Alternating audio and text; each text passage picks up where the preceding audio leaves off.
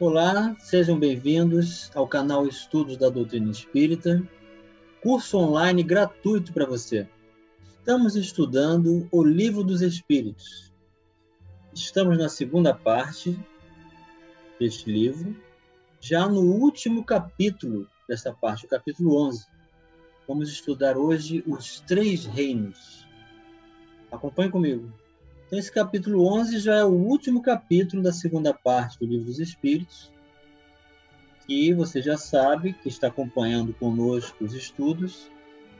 Essa segunda parte foi desenvolvida mais tarde, acrescentando mensagens das comunicações na Sociedade Espírita Parisiense, quando Allan Kardec, então, desenvolve o Livro dos Médiuns. Então, comecemos pelo Livro dos Espíritos. Nesse capítulo 11, os três reinos, nós vamos estudar os minerais e as plantas, os animais e o homem, e o fenômeno da metempsicose.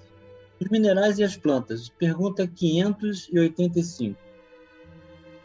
Kardec pergunta aos instrutores da humanidade: que pensais da divisão da natureza em três reinos, ou melhor, em duas classes, a dos seres orgânicos e a dos inorgânicos?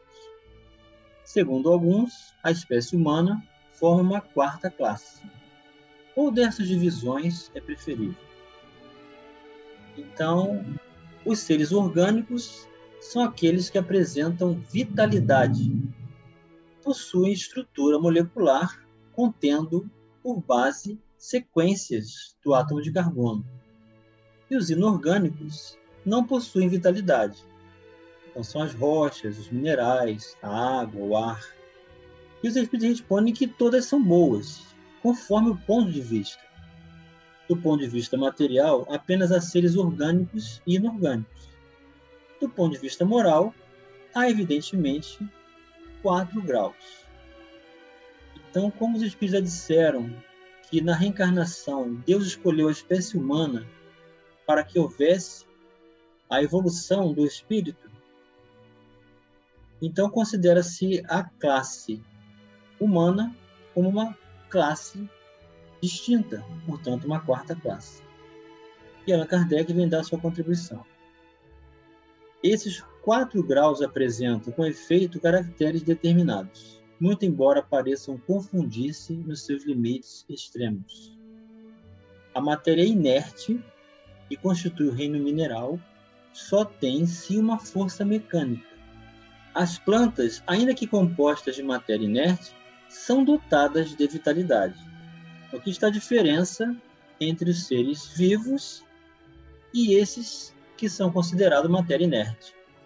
Os animais, também compostos de matéria inerte e igualmente dotados de vitalidade, possuem, além disso, uma espécie de inteligência instintiva, limitada, e a consciência de sua existência e de suas individualidades. O homem, tendo tudo o que há nas plantas e nos animais, domina todas as outras classes por uma inteligência especial, indefinida, que lhe dá a consciência de seu futuro, a percepção das coisas extramateriais e o conhecimento de Deus. Aqui está bem claro a diferença de cada uma dessas classes, estabelecendo como recurso diferenciador o processo de uso do livre-arbítrio, da inteligência, da consciência do futuro, do conhecimento da existência de Deus, para a espécie humana. Pergunta 586. Tem as plantas consciência de que existem? Não, pois que não pensam. Só tem vida orgânica.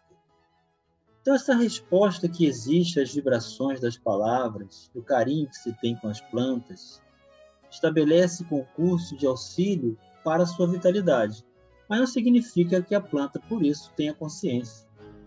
E sim manifesta naturalmente o seu instinto de sobrevivência, ou seja, o registro da criação divina que traz consigo. 587.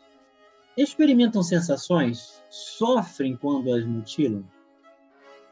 Recebem impressões físicas que atuam sobre a matéria, mas não têm percepções. Consequentemente, não têm a sensação da dor.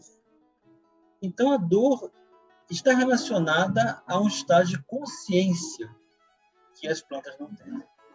Pergunta 588. Independe da vontade delas a força que as atrai umas para as outras? Certo, porquanto não pensam. É uma força mecânica da matéria, que atua sobre a matéria, sem que elas possam a isso opor-se. Então, naturalmente, as plantas vão buscar o banho de sol, a posição mais adequada para a sua sobrevivência, porque são dotadas de uma força mecânica desse instinto natural que revela o Criador em sua criação. 589. Algumas plantas, como a sensitiva e a dioneia, por exemplo, executam movimentos que denotam grande sensibilidade e, em certos casos, uma espécie de vontade, conforme se observa na segunda, cujos lóbulos apanham a mosca que sobre ela pousa para sugá-la, parecendo que urde uma armadilha com o fim de capturar e matar aquele inseto. São dotadas essas plantas da faculdade de pensar? Têm vontade e formam uma classe intermediária entre a natureza vegetal e a natureza animal? Constitui a transição de uma para outra? Então, como Allan Kardec apresentava uma capacitação muito grande em todas as áreas conhecidas acadêmicas, e também como pedagogo, professor, observador, estudioso dos seres vivos, das plantas, dos animais, dos espíritos, observou essas duas espécies de plantas e está perguntando se elas são algo intermediário ou transitório em função do que os espíritos já disseram sobre o princípio inteligente, que vai se desenvolvendo desde o mineral, passando pelo vegetal, até chegar no animal e depois, finalmente, no hominal. Então, a pergunta dele fundamenta-se de forma repetitiva, porque ele está dizendo a mesma pergunta se elas pensam, os espíritos já disseram que ela não pensa, mas ele insiste, ou seja, está testando os espíritos. Então, seria essa condição transitória. E os espíritos sabiamente respondem: tudo em natureza é transição. Por isso mesmo que uma coisa não se assemelha a outra, e, no entanto, todas se prendem umas às outras. As plantas não pensam. Então, está bem reiterado aqui a afirmação confirmando a mesma resposta. Por conseguinte, carecem de vontade. Nem a ostra que se abre, nem os zoófitos pensam. Tem apenas um instinto cego e natural. Então está confirmado que existe um processo transitório e é por isso que uma espécie não é igual a outra. Isso demonstra que o princípio inteligente vai se desenvolvendo, levando bilhões de anos até chegar na constituição da formação do espírito. Kardec vem dar a sua contribuição.